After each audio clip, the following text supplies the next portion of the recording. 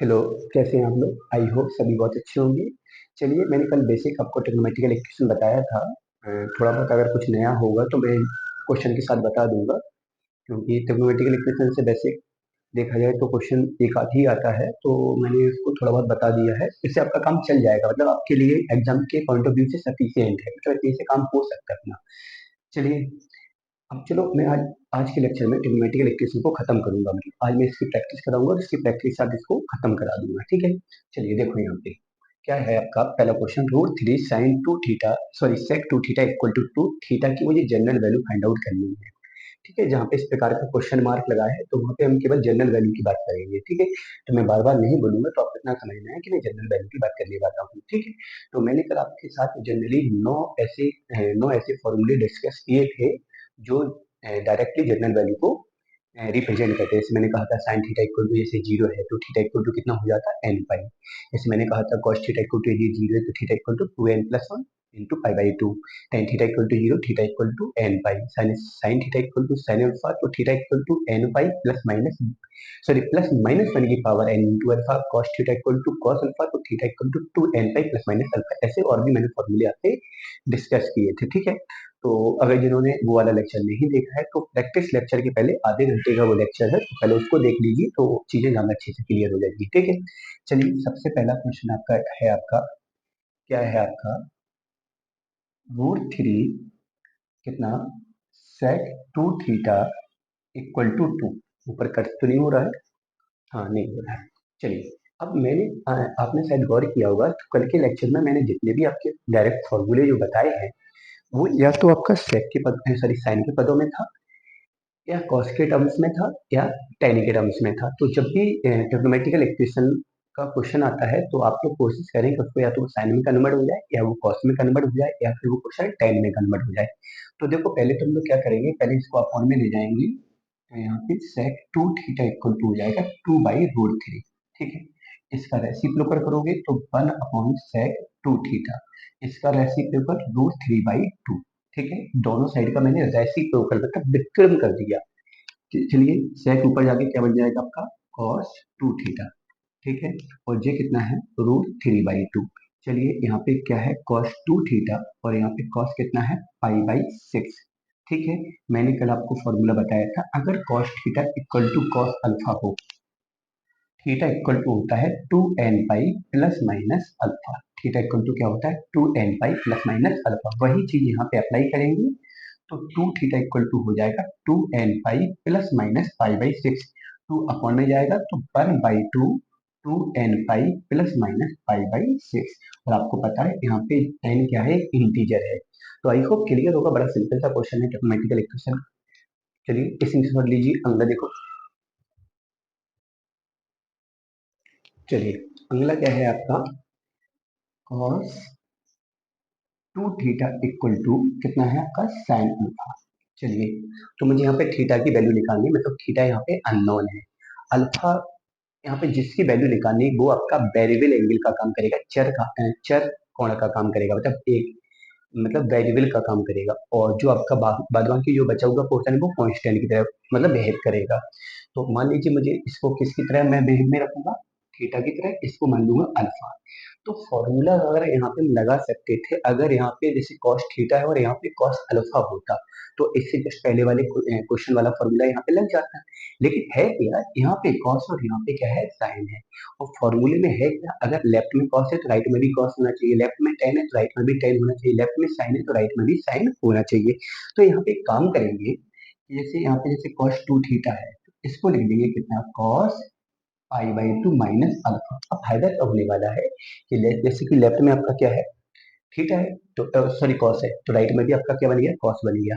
तो वही कंडीशन यहाँ पे अप्लाई हो जाएगी, कौन कॉस थीटा इक्वल टू कितना कॉस अल्फा, ठीक है। ये वाली कंडीशन मैं आपको बता चुका हूँ। तो यहाँ पे थीटा इक्वल टू कितना होता है two n pi plus minus pi by two minus alpha. Two upon में जाएगा तो थीटा इक्वल टू हो जाएगा, टू अपॉन में जाएगा तो एन पाई प्लस माइनस यहाँ पे पाई by four minus alpha by two. पूरा टू कहाँ चला जाएगा अपॉन में चला जाएगा। तो क्लियर होगा, कुछ है नहीं खास इसमें। अगला देखिए क्या है आपका, अगला दिया गया आपका फोर कॉस स्क्वायर एक्स और 6 sine square x equal to में कितना 5। ठीक है, अब मैं यहाँ पे क्या करूंगा, जैसे कि यहाँ पे कॉस स्क्वायर भी है और साइन स्क्वायर भी है। मैंने क्या बोला था, पूरा क्वेश्चन या तो कॉस में हो जाए या पूरा साइन में हो जाए या पूरा टेन में, मतलब एक से ज्यादा आपका फंक्शन ना हो तो मतलब ज्यादा सही रहेगा, एक तो आसानी से सॉल्व हो जाएगी। तो एक काम करिए, यहाँ पे लिख दीजिए 4 कॉस स्क्वायर थीटा और इस 6 को लिख दीजिए 4 साइन स्क्वायर थीटा। चलिए एक्स है तो एक्स कर दीजिए, कोई दिक्कत नहीं है। ठीक है, और यहाँ पे लिख दीजिए 2 sine square x equal to 5। अब क्या किया मैंने यहाँ पे, समझना गौर से, इसको मैंने ज्यों के त्यों रखा और 6 साइन स्क्वायर का मैंने ब्रेकअप कर दिया। ब्रेकअप मीन्स उसमें से 4 अलग कर दिया, 2 अलग कर दिया, दो भागों में लिख दिया उसको। फायदा क्या हुआ, जो आगे वाला जो पोर्शन है, इस वाले पोर्शन से 4 कॉमन आ रहा है, 4 कॉमन ले लिया मैंने। Cos square plus sine square जिसकी वैल्यू हो जाएगी 1। यहाँ पे कितना है 2 sine square x equal to कितना 5। अच्छा 4 बन जा 4, यहाँ पे जाके सबट्रैक्ट हो जाएगा, तो 4 sine square x equal to हो गया 1। तो फाइनली यहाँ पे sine square x equal to हो गया 1/2। क्लियर होगा। ठीक है, अच्छा भाई अब यहाँ पे देखें, जब यहाँ पे साइन स्क्वायर एक्स है तो इसको लिख दो 1/√2 का स्क्वायर, 1/√2 का स्क्वायर। अच्छा फायदा क्या होने वाला है अभी पता चल जाएगा।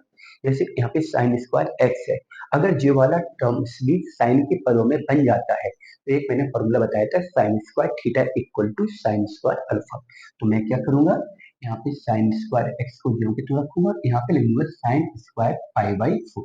अच्छा अब मैं क्या करूंगा, कंपेयर करवाऊंगा sine square theta equal to sine square alpha से। तो मैंने आपको बताया है कि अगर sine square theta equal to sine square alpha है तो थीटा इक्वल टू होता है n pi plus minus alpha. तो वही कंडीशन यहाँ पे अप्लाई होगी, x इक्वल टू हो जाएगा n पाई प्लस माइनस π/4।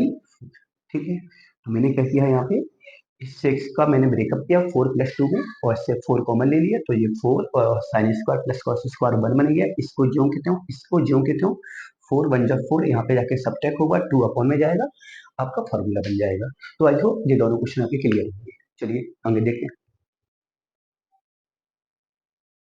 चलिए अगला देखो क्या है आपका, अगला है आपका tan 2 theta into tan theta equal to 1। चलिए इस tan 2 थीटा को मैंने यही छोड़ दिया, ये अपॉन में जाएगा तो 1 अपॉन tan थीटा। तो यहाँ पर हो जाएगा tan 2 theta equal to cot theta. तो यहाँ पर हो जाएगा tan 2 theta equal to cot को लिख देंगे tan π/2 माइनस थीटा। कॉट को क्या लिख दिया tan π/2 माइनस थीटा। चलिए इसको थीटा मानेंगे, इसको क्या मानेंगे अल्फा मानेंगे, और tan थीटा इक्वल टू हो गया tan अल्फा। तो 2 थीटा इक्वल टू हो जाएगा tan pi plus π/2 minus theta. आपको मैंने बताया था, आपको शायद याद होगा कि अगर tan theta equal to tan alpha है तो थीटा इक्वल टू होता n पाई प्लस अल्फा। ठीक है, तो वही मैंने यहाँ पे अप्लाई किया। अब मुझे थीटा की वैल्यू निकालनी है, तो जो थीटा का राइट में है उसको यहाँ पे रिप्लेस कर दीजिए। तो यहाँ पर हो जाएगा 3 theta equal to n pi plus π/2, 3 upon में जाएगा, theta equal to n pi upon 3 plus का π/6। तो इस प्रकार से इसकी वैल्यू हम लोग निकाल सकते हैं। क्लियर होगा। चलिए नेक्स्ट क्वेश्चन देखिए क्या है आपका, नेक्स्ट है आपका √3 tan 2 theta plus √3 tan 3 theta plus tan 2 theta into tan 3 theta equal to 1। ठीक है, चलिए जो यहाँ पे प्लस का है यहाँ जाएगा तो माइनस का हो जाएगा, √3 tan 2 थीटा। अच्छा एक काम और करिए, इन दोनों स्टेप से √3 कॉमन ले लो, तो ये tan 2 थीटा है और ये यहाँ पे tan 3 थीटा है। क्लियर होगा। चलिए और ये वाला जो पोर्शन यहाँ प्लस का है यहाँ पे जाके माइनस का हो जाएगा, तो 1 माइनस का tan 2 थीटा और tan 3 थीटा। ठीक है, अब एक काम करेंगे, इंटू 1 कर दो यहाँ पे, कोई दिक्कत। मैंने क्या किया थोड़ा समझ लो, इन दोनों से मैंने √3 कॉमन लिया और जो यहाँ पे प्लस का था यहाँ पे जाके ये का हो गया माइनस का हो गया। अच्छा अब एक काम करेंगे, 1 समथिंग इंटू 1, तो ये वाला पोर्शन यहाँ अपॉन में लाऊंगा, तो यहाँ पर हो जाएगा tan 2 theta tan 3 theta upon 1 minus का tan 2 थीटा और tan 3 थीटा इक्वल टू 1, और √3 अपॉन में आएगा। ठीक है। चलिए ये आपका फॉर्मूला बन गया टेन ए प्लस बी का। किसका बन गया? टेन ए प्लस बी का। तो टेन टू थीटा प्लस का थ्री थीटा, ठीक है। और यहाँ पे कितना है? टेन पाई बाई सिक्स, ये आपका 60 बन गया, ठीक है। सॉरी 30, टेन 30 बन गया। तो दोनों आपका टेन वाला कंडीशन अप्लाई हो गया। तो यहाँ पे ऐड करोगे तो टेन कितना हो जाएगा? Five theta equal to ten pi by six. बहुत से लोगों को लग रहा होगा ये कहाँ से आ गया, तो इसके लिए ट्रिग्नोमेट्री में फॉर्मूला होता है टेन ए प्लस बी का। आप लोगों ने बेसिक ट्रिग्नोमेट्री में पढ़ा होगा टेन ए प्लस का tan B upon one minus का tan A into tan B. तो ये वाला फॉर्मूला मैंने यहाँ पे अप्लाई कर दिया, ठीक है। मैंने टू थीटा को ए मान लिया और थ्री थीटा को क्या मान लिया? बी मान लिया। तो मैंने फॉर्मूला यहाँ अप्लाई कर दिया। चलिए इसको मैं मानूंगा थीटा, इसको मैं मानूंगा अल्फा। तो tan theta equal to tan alpha. तो यहाँ पे थीटा इक्वल टू हो जाएगा n pi plus pi by six. Five upon में जाएगा, थीटा इक्वल टू हो जाएगा n pi upon five plus pi upon 30। ये आपका आंसर हो गया। बताइए क्या दिक्कत आ रही है आपको? मुझे लगता है कहीं दिक्कत तो नहीं आनी चाहिए, बस सिंपल सा मामला है, ठीक है। चलिए नोट करिए, मतलब स्क्रीनशॉट लीजिए।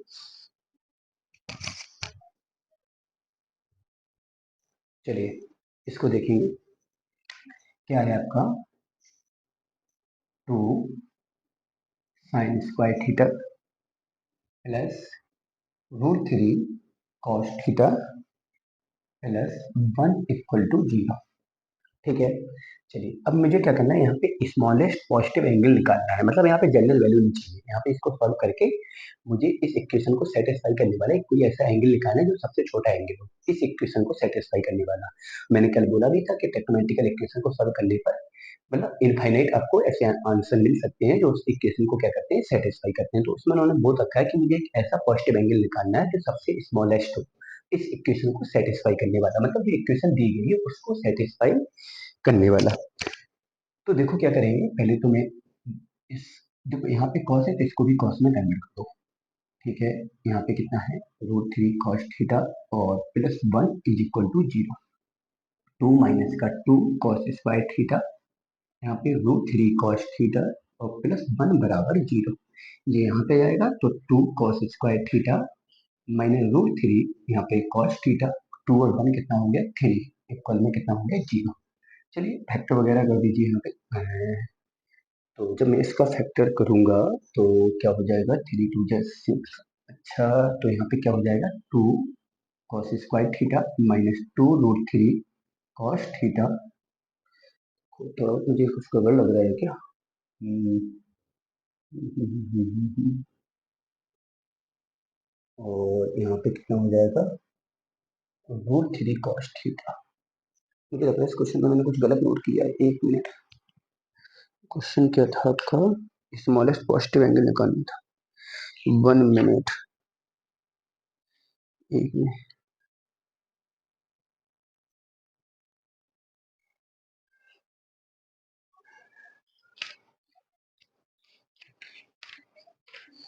क्वेश्चन नंबर कौन सा था ये? डीपीपी का था, कौन सा था क्वेश्चन नंबर?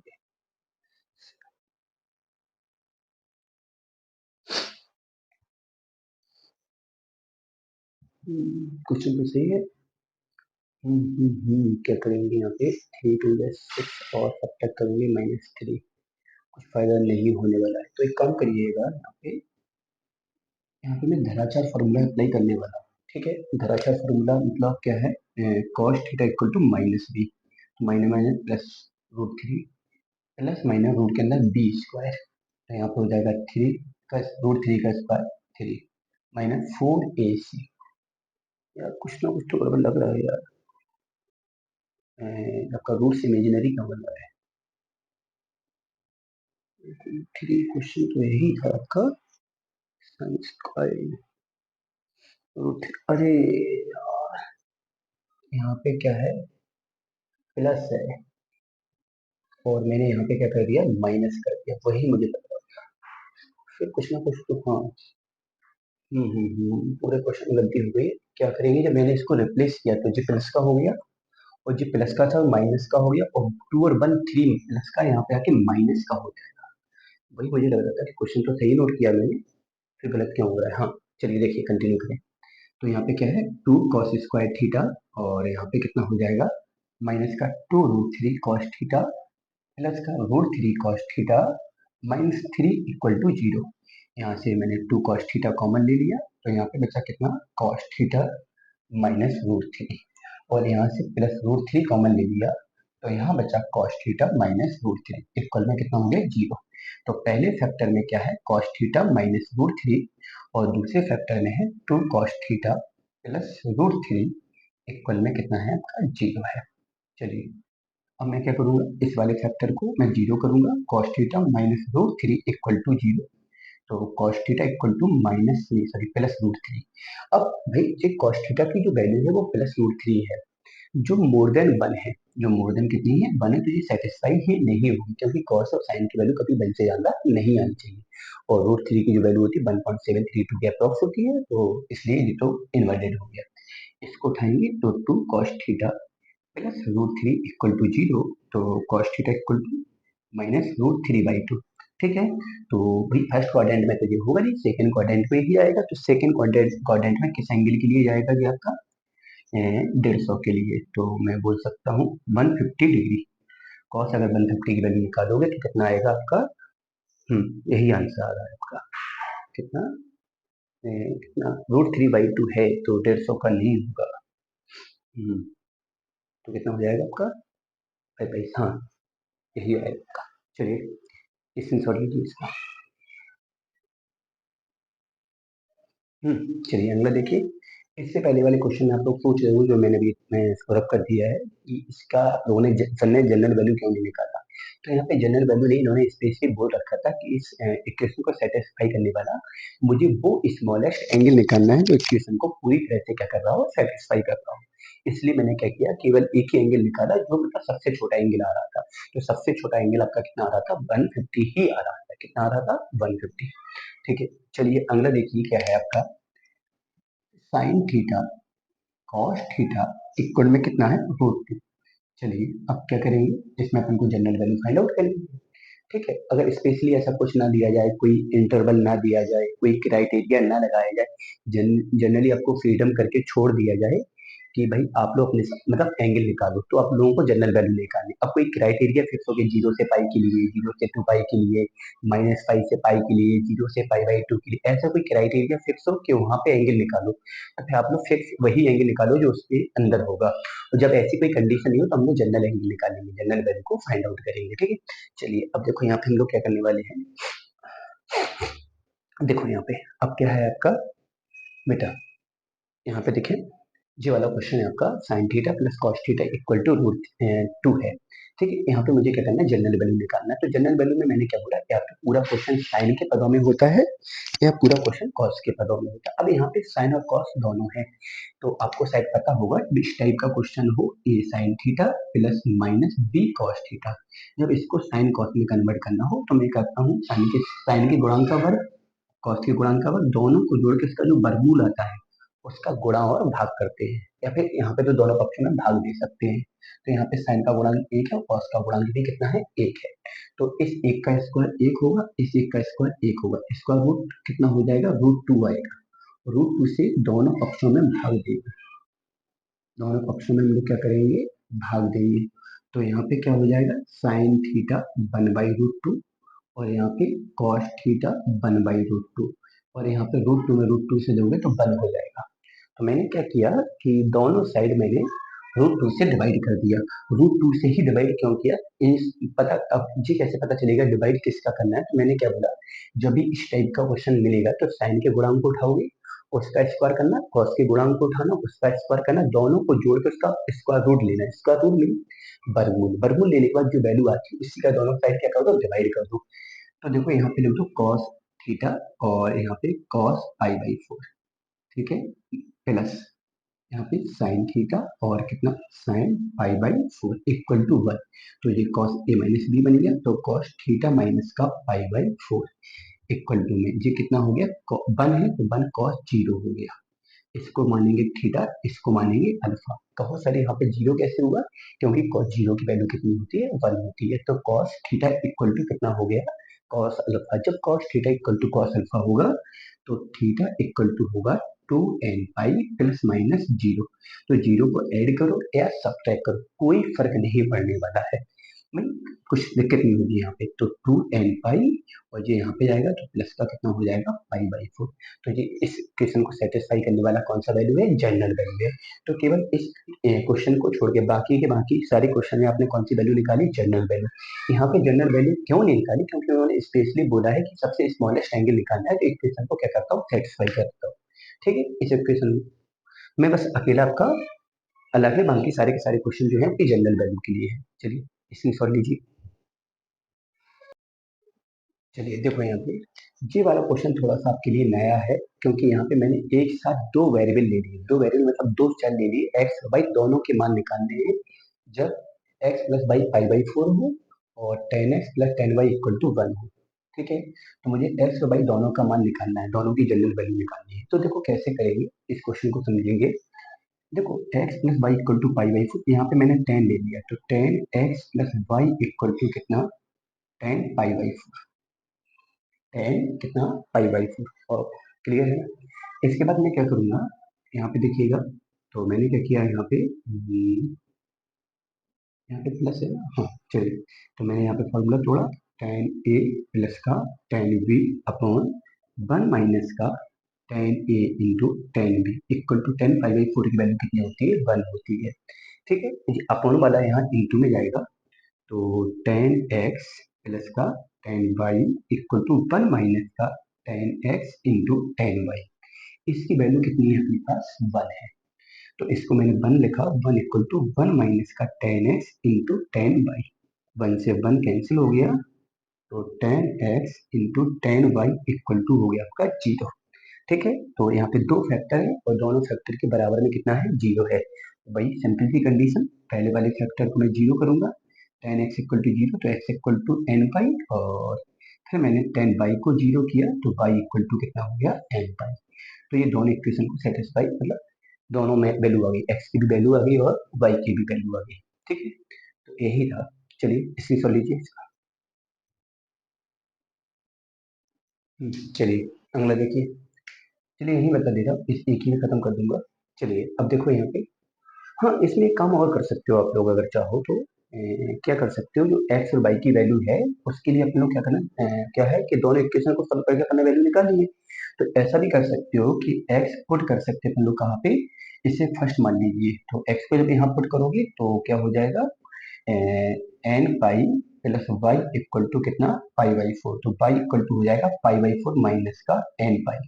ऐसे ही बाई को पुट कर दोगे तो एक्स की वैल्यू भी आ जाएगी, तो हो सकता है ऑप्शन आपका यही मिलेगा, पाई/4 माइनस n पाई, दोनों की वैल्यू आएगी पाई/4 माइनस n पाई। क्या किया, जो आपका n पाई एक्स और वाई की जो वैल्यू आई है उसको मैंने यहाँ पे पुट कर दिया, क्योंकि ये वाला आंसर लिखने से वाला ये वाला आंसर इसलिए नहीं आएगा, उसका रीजन ये है कि ये वाला n पाई अगर आप लोग यहाँ डालोगे तो ये क्वेश्चन सेटिस्फाई नहीं होगा। जी वाला अगर आप लोग वैल्यू यहाँ डालोगे तो इक्वेशन सेटिस्फाई नहीं होगा। और सीधी बात है, जैसे मान लो आपने किसी क्वाड्रेटिक इक्वेशन को सॉल्व किया, द्विघात समीकरण को सॉल्व किया, वो जो जैसे मान लीजिए द्विघात समीकरण वो एक्स के पदों में है या वो वाई के पदों में है, या हो सकता है वो ए के पदों में हो सकता है वो अल्फा के पदों में, वो किसी के भी पदों में हो सकता है। जब आप लोग सेटिस्फाई करके एक्स का वैल्यू निकालते हो, एक्स हो या जो भी वेरिएबल हो, उस वेरिएबल की जो वैल्यू निकालते हो तो वो वैल्यू है ना, वो इस इक्वेशन को क्या करता है, सेटिस्फाई करता है। तो वही चीज यहाँ पे है, एक्चुअली में है क्या कि ये दोनों आंसर इसको सेटिस्फाई नहीं कर पा रहे थे, इसलिए मैंने क्या किया, एक्स वैल्यू को मैंने फर्स्ट इसको फर्स्ट मान के यहाँ डाल दिया, तो वाई आ गया, और वाई की वैल्यू भी यहाँ डालेंगे तो एक्स आ जाएगा, तो फिर जाके ये आपका क्या होगा, सेटिस्फाई हो जाएगा। अभी फिलहाल में ये आपका सेटिस्फाई नहीं हो पा रहा था, इसलिए मैंने क्या किया, इन दोनों वैल्यू को यहाँ पे पुट कर दिया। ठीक है, चलिए अब उठाइए इसको, क्या है आपका साइन 7 थीटा और plus sine 5 theta equal to 0।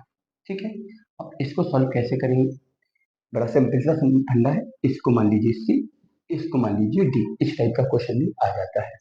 तो क्या करोगे, एक साइड मैंने सी माना एक साइड मैंने डी माना, sine C plus sine D क्या हो जाएगा, 2 साइन, दोनों को ऐड करके तो 7 और 5 12, आधा करोगे 6 थीटा, और कॉस में दोनों को सब्ट्रैक्ट करोगे तो theta equal to 0। Finally sine 6 theta into cos theta equal to कितना हुआ, 0। पहले वाले फैक्टर को 0 किया तो साइन 6 थीटा बराबर 0, तो 6 theta equal to n pi, theta equal to कितना हो जाएगा एन पाई बाई 6। ऐसे ही कॉस को जीरो आप लोग खुद ही करेंगे, मैं नहीं करूंगा, इतना आप लोग कर सकते हैं। कॉस वाले को जीरो आप लोग खुद करेंगे, इतना आप लोग कर सकते हैं। तो आई होप ये आपका क्लियर होगा। चलिए अंतिम क्वेश्चन है आपका ये वाला। हाँ, तो अब अगर ऐसा क्वेश्चन आ जाता है कि दो इक्वेशन आपके पास है और ऐसा मान निकालना है जो दोनों इक्वेशन को सेटिस्फाई कर रहा हो, मतलब दोनों इक्वेशन को सेटिस्फाई करने वाली मुझे जनरल वैल्यू निकालनी है। तो इसको करने का बड़ा अच्छा सा फंडा क्या है कि पहले तो ये देखेंगे कि दोनों के दोनों जो वैल्यू है वो दोनों की दोनों, जैसे ये वाली वैल्यू पॉजिटिव और ये वाली वैल्यू नेगेटिव है, तो ऐसा पूरे चारों चतुर्थांश में ऐसा कौन सा चतुर्थांश है जहाँ टेन पॉजिटिव हो साइन नेगेटिव हो। पहले तो दोनों के चिन्ह देखेंगे और दोनों के चिन्ह उस चतुर्थांश पे लेकर जाएंगे जहाँ पे पहला वाला पहले की तरह हो, दूसरा वाला दूसरे की तरह हो। इट मीन्स जैसे यहाँ पे टेन कैसा है पॉजिटिव, साइन कैसा है नेगेटिव, तो कौन से चतुर्थांश में टेन पॉजिटिव और साइन नेगेटिव होता है, मतलब ऐसा चतुर्थांश देखना है जहाँ पे दोनों कंडीशन सेटिस्फाई हो रही है। तो ये दोनों कंडीशन किस चतुर्थांश में सेटिस्फाई होती है, थर्ड वाले में। थर्ड में टेन पॉजिटिव होता है, साइन नेगेटिव होता है। तो सबसे पहले हम लोग क्या करेंगे, दोनों फंक्शन के लिए या दोनों इक्वेशन के लिए वो चतुर्थांश ढूंढ के लाएंगे जहाँ पे दोनों कंडीशन सेटिस्फाई हो रही हो। तो टेन पॉजिटिव और साइन नेगेटिव है, तो ऐसा केवल और केवल थर्ड में होता है जहाँ पे टेन कैसा होता है पॉजिटिव और साइन आपका कैसा होता है नेगेटिव होता है। तो थर्ड क्वाड्रेंट में जाएंगे। जब मैं थर्ड क्वाड्रेंट में जाऊंगा तो थर्ड क्वाड्रेंट में टेन के किस एंगल की वैल्यू, अगर इक्वेशन फर्स्ट की बात करूँ मैं, तो टेन के किस एंगल की वैल्यू होती है आपको पता होगा 225 की। ठीक है, अब इतना आप लोग बेसिक ट्रिग्नोमेट्री में सीख गए होते कैसे निकाली जाती है। और अगर मैं इक्वेशन सेकंड की बात करूंगा तो इक्वेशन सेकंड के लिए थीटा आएगा, वो भी आएगा 225। ठीक है, साइन के लिए 225 का मान निकालना minus one by root two आएगा और टेन के लिए निकालना तो वन आएगा। ठीक है, तो सबसे पहले मैं क्या करूंगा, उस चतुर्थांश में जाऊंगा जहाँ पे दोनों इक्वेशन क्या हो रही होंगी सेटिस्फाई, और सेटिस्फाई होके मैं वहाँ पे अब इसका प्रिंसिपल एंगल निकाल लूंगा। ठीक है, उसका जो उस चतुर्थांश पे जो एंगल होगा वो मैं निकाल लूंगा। ठीक है, अगर मैं इसको रेडियन में लिखना चाहूँ तो मैं लिख सकता हूँ 5 पाई बाई 4। ठीक है, इसको भी लिखूंगा 5 पाई बाई 4। ठीक है, तो ये देखा जाए तो ये वो एंगल है जो दोनों इक्वेशन को क्या कर रहा है, इससे सेटिस्फाई कर रहा है। ये वाला एंगल अगर यहाँ डालोगे तो ये भी सेटिस्फाई हो जाएगा, ये वाला एंगल यहाँ डालोगे तो ये भी सेटिस्फाई हो जाएगा। ठीक है, तो मैंने पहले तो क्या किया, उस चतुर्थांश में जाके मैंने एंगल को निकाला। एंगल निकालने के बाद हम लोग निकालते हैं जनरल वैल्यू। क्या निकालते हैं, जनरल वैल्यू। तो जनरल वैल्यू हो जाएगा कितना, एन पाई, सॉरी सॉरी, 2n पाई। कितना हो जाएगा 2n pi plus 5 pi by 4। बस कुछ नहीं करना है, आप लोग बस इतना काम करेंगे कि आप लोग उसमें किसमें क्वाड्रेंट में चतुर्थांश में क्या करोगे, उस वैल्यू को पुट करोगे। उस वैल्यू को क्या करोगे, पुट कर दोगे। सॉरी क्वाड्रेंट में नहीं, 2n पाई के साथ उसको ऐड कर दोगे। सॉरी 2n पाई के साथ उसको क्या करोगे, ऐड करोगे। तो आई होप ये भी क्लियर हुआ, बड़ा सिंपल सा क्वेश्चन है। तो ये तीनों चीज, थोड़ा सा ये वाला क्वेश्चन है कि अगर एग्जाम में आ जाता है तो क्रिटिकल मामला बन सकता है। ठीक है, बाद बाकी इस वाले क्वेश्चन में कोई दिक्कत नहीं है, ये तो बड़ा सिंपल से sine C plus sine B से अप्लाई हो गया। और ये थर्ड वाला जो क्वेश्चन था वो तो सीधी बात है, अपन को ओवरलिस्ट मान निकालना था, वो भी व्यापक निकालना था। तो मैं सबसे पहले ओवरलिस्ट चतुर्थांश में गया, चतुर्थांश में मैंने वैल्यू निकाला, मतलब एंगल को निकाला और उसमें 2n पाई को मैंने जोड़ दिया। ठीक है, चलिए क्लियर हुआ, आगे बढ़ेंगे।